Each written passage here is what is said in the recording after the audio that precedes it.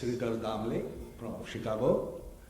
My question that while listening to your informative and educational talk, there's some kind of that sometimes you talk about Sanatan Dharma, sometimes you say Hindu means along with Hindu there are Buddhists and Jain, and then you come down proudly to be a Hindu. That is my little bit, lead to the confusion. Can you make some clarification? Hindu and Hinduness and Hindutva. Hindutva means Hinduness. That incorporated knowledge with the clarity of thought. And what is the bad should be removed. So, in the book Being Different, and I saw you have a copy of it. I saw you have a copy of the book Being Different. Yes, sir. In the very beginning, I have a little overview of categories. What I mean by Indian, Western, Dharma, Abrahamic. Because these categories, the problem is also on the Abrahamic side. When you say Christian, you can have a full day seminar where a Christian will say, my Christianity doesn't agree with this, his Christianity is different from my Christianity. It's not only a problem on our side that there's a lot of diversity internally. You will find that in every major religion, there's complex history and many people have different ideas what it means. Okay, so I have two challenges. This is actually tomorrow's question, but I'll give you a little answer. It's tomorrow's question. The cover of this book is Samudra Manthan, which means opposing forces, tension to produce things. So I did two manthans to produce this book. Internal within the Dharma to answer that question. What is Dharma? What is included? Where does Hinduism fit? Where does this or that fit? What is the relationship? Are they the same? What are the different? That is the internal Dharma, internal Manthan. And the external Manthan is with the Abrahamic traditions and with Western secularism and postmodern thought, external Manthan. Now, if I define Dharma too narrowly, is a problem, and if I define too broadly is a problem. If it's too narrow a definition, then in the internal Dharma, the unity breaks down. Because if I define it as Advaita Vedanta, which a lot of people say, then you got a problem with Buddhists, you got a problem with ISKCON, you got a problem with a lot of people. You will get Ramakrishna Mission on your side, Chinmaya Mission on your side, but a lot of people won't. If you define it as something else, then the Advaita Vedanta will say, we don't agree with it.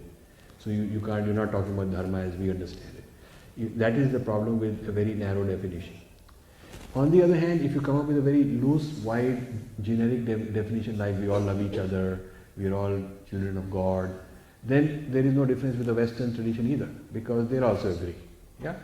So everything like we are all, we all mean well, and we should be brothers and sisters and whatnot, that doesn't help. So too narrow a definition creates internal divisiveness within Dharma.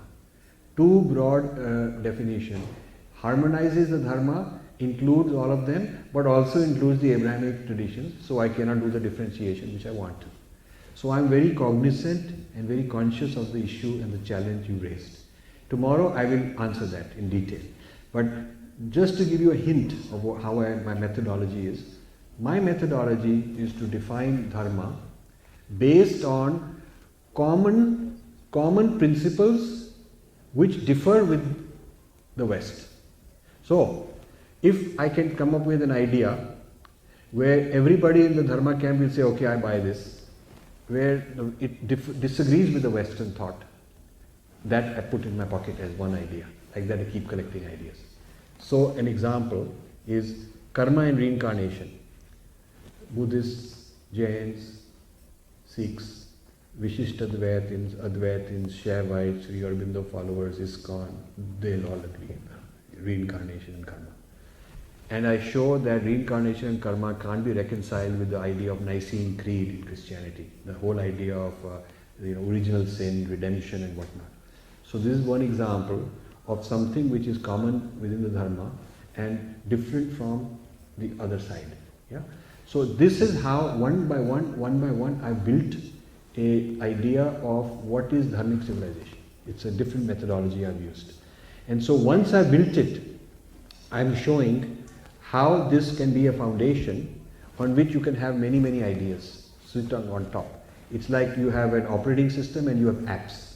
You have a platform, you have a Droid as a platform and you can put many apps on it. So all these different religious identities and different movements and different denominations are like apps. But there's a common set of principles which I'm describing in this book.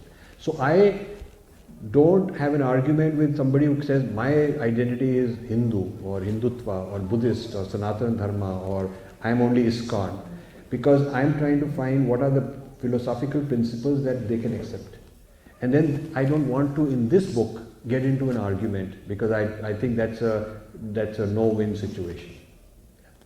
Thank you very much for listening, and I hope to see you tomorrow.